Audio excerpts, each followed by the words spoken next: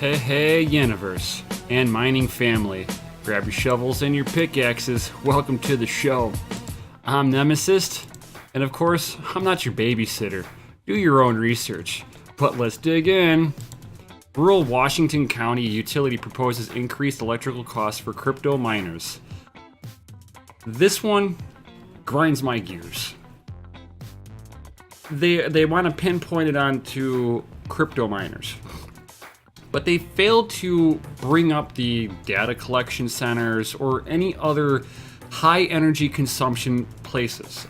You have welding manufacturing places where, welding, they consume a lot of power too. Data centers, there's really no difference between a data center and a mining facility. They utilize, give or take, approximately about the same amount of power. They got cooling costs that they still have because all those servers are still generating just as much heat. They got the cooling costs. They still have machines that are running around the clock. And for us miners, we're trying to drop our energy cost as low as it can go without affecting how the computer is actually operating. So we're actually setting our equipment to be the absolute most efficient versus like a data center, which are they just plug it in, let it rip. It does what it has to do. If somebody asks for a lot of data dump, it's going to ramp up the power. And yeah, data centers will, they probably can peak out higher than what a crypto miner is using. But they're probably not going to talk about that here at all. They're just going to fixate on the crypto mining because it's the easiest thing to go after. It's almost like how the government just goes after weed smokers too, the easy stuff. They ain't going after anybody doing the harder stuff. They go after potheads. I mean, just think about it. But let's dig into what this one has to say. This one was by Cointelegraph by Adrian Zamunsky. I probably butchered that dude's name, and I apologize for that, Adrian. Washington's Chelan County Public Utility District, PUD, has proposed a new electricity pricing structure for cryptocurrency miners, meant to pass down the cost of increased electricity demand. Central Washington radio station KPQ reported on November 14th, a few days ago. At least I think so. Yeah, just a few days ago, because today's the 18th. The article cites Lindsay Moen, the Customer Utilities Rate Advisor, explaining the difference between the current and proposed electricity price systems. Nothing that the rate structure is built the same was at the existing rate structure that cryptocurrency miners are paying right now. So they're basically wanting to charge them a little more money, trying to tap into the crypto mining gains. I mean, they're going to give cheaper power, I bet, to other companies in that town, and they're not going to have these other companies get hit with the same rates as they're going after on the miners. I have a feeling. What this new rate structure, Schedule 36, does is to bring into it a market consideration on the energy price, because we will have to purchase power on the market to serve the variable load associated with cryptocurrency mining. At that point, if you guys are on a fixed amount of electricity, then with a contract, you either need to start thinking about ways to expand that contract, pump back into that system that you're contracting from, or just don't let any big companies ever step into your town, because you don't want your citizens to be paying that rate. Otherwise, yeah, I mean, to me, if you're gonna, the only way that I would be like really cool with this is if they're putting this across the board to all major companies that are doing large consumptions of power. Then okay, I get it.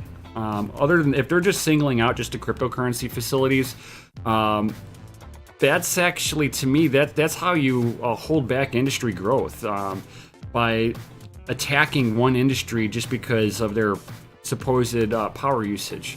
That's not right. That's stifling innovation. And in my book, that's not right. We should be helping innovation come along, and figuring out new and creative ways to figure out solutions for the future, not just hold them back and or charge them more money so that they don't come into your town. The Public Information Officer of Chilean PUD, Kimberly Craig, explained that the district is addressing the rate structure in a way that captures the cost and protects the investment of the consumers that are already here and invested greatly in our system. Unless they're protecting just the citizens, that just sounded like they're not gonna, anybody that's not crypto mining, they're gonna leave them alone. That's what that just kind of sounded to me. So if you've been there forever and you're using lots of power, we're cool with that. You've been here forever. But these cryptocurrency mining guys, they just popped up out of nowhere. Which tax them? That's right. According to KPQ, by investments, Craig was referring to PUD's fixed expenses, including coverage, the accelerated cost of infrastructure investment in our systems. So they're going to allow other companies to come in and grow, but they're going to try to hold back cryptocurrency mining. That's what that just said. And that's garbage. They need to be doing it across the board. If you're having power problems with that, then you need to be addressing it with everybody, not just singling out. That's almost like sitting there going, well, these group of people are the problem, so we're going to put them over in this side of town because splitting communities up works better. Yeah, that's basically what they're trying to do with businesses. These are new businesses. Let's hold them back a little bit because we don't like them. These old businesses that have been here forever, we understand them, we trust them, they need to survive. Everybody needs a change, but that's my opinion. On November 7th, when Chilean DUPT unveiled the proposal new price system, many members of the cryptocurrency community expressed their displeasure at the proposed increased cost, according to KQP, because it's only happening to the cryptocurrency miners. If it happened to everybody, I bet you they'd have less issues with it. This is what happens when you start singling out groups of individuals just because you can. That's just wrong. That's no better than racism in my book.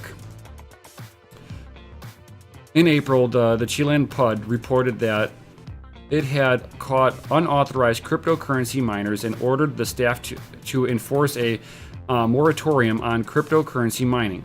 Chilean country's ban on crypto mining isn't the only such development in Washington, as the city of Efraia has also recently imposed a one-year ban on new cryptocurrency mining operations.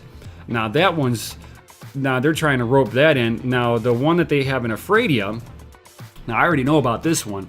They're only stopping new facilities from coming in until they can figure out how to basically protect the consumers, the rest of the residentials that live in their town, from seeing an increased price hike if the cryptocurrency miners use up what's left in their contract.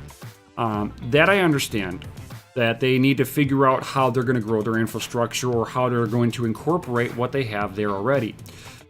But to do an all-out ban, you're just going to push it either out of your town, where other towns are going to benefit from this because they're going to employ people. They're going to be paying taxes because they pay taxes. They pay their electric bill and they pay their internet bill. So they don't want paying people in their town that is going to be really adding to the community. But, let's go ahead and ban, because that works on everything. Just like alcohol. That worked, right? There have been similar moratoriums initially, with Quebec government lifting its temporary ban on electricity sales to miners at the end of May. Which, that's kind of cool that Quebec is becoming a little bit more friendly, because they're understanding that it's a bunch of it's a bunch of FUD that these people are trying to tell that us cryptocurrency miners were so bad with our electricity. Myself, I get windmill farm energy. My energy comes from renewable sources. It makes my electricity actually a little cheaper because I am getting it from a renewable energy source. They will actually cut me a check back, paying for certain fees or something like that at the end of the year. I was like, yo, sign me up. A less electric bill, and then you're gonna pay me back for some of the fees just because I'm using green energy? I love it. If I can get hydropower, I would do that too in a heartbeat. But for my area, I'm only able to get a windmill farm energy, which, dude, that's fine by me. I've even been looking into doing like solar power, maybe get one rig completely on solar power, see how that works. But, you know, it's like, what's your guys' thoughts on this cryptocurrency mining? Do you think that us miners are the issue for the electrical costs, and are we going to be causing global warming? Or do you believe that cow farts are adding to that too? Drop a comment in down below, of course, you know. And while you're down there, smash that like button. And, you know, hit the subscribe button, bell notification. And definitely leave me comments down below. Let me know what your thoughts in on this, these bans and them trying to basically isolate and charge the miners, only the miners, more money. I think, in my opinion, garbage. Should not being done. They're going to do it to one. They should do it to all the industries in their town. They should all be sitting there and taking a hit for it. But again, that's just my opinion. Drop a comment down below. And of course, I'll see you all on the next one.